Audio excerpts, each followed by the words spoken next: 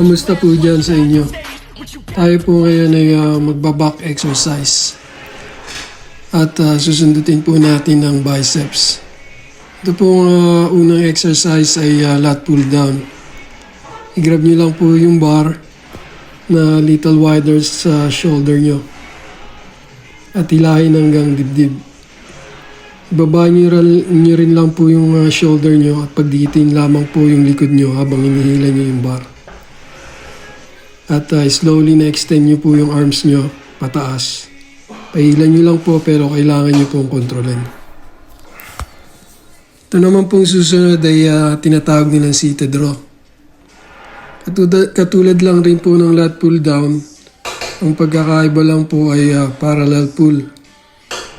Hilahin nyo lang po yung cable at this time papuntang hips nyo.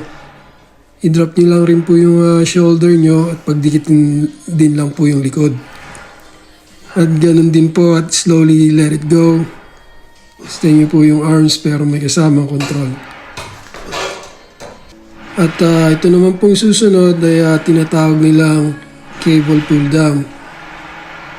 This time po habang pinupull nyo, extend nyo lang po yung arms nyo hanggang kaya nyo.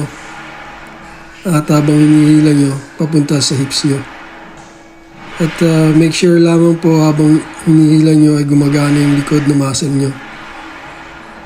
At panghuli po na exercise ay susundutin lang po natin ang biceps.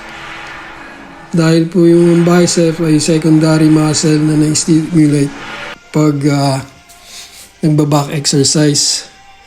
Kaya maganda na rin pong sundutin. At yun lamang po. Ang lahat po na ito ay 3 sets, 8 to 12 reps po na progressive. Salamat po sa panonood.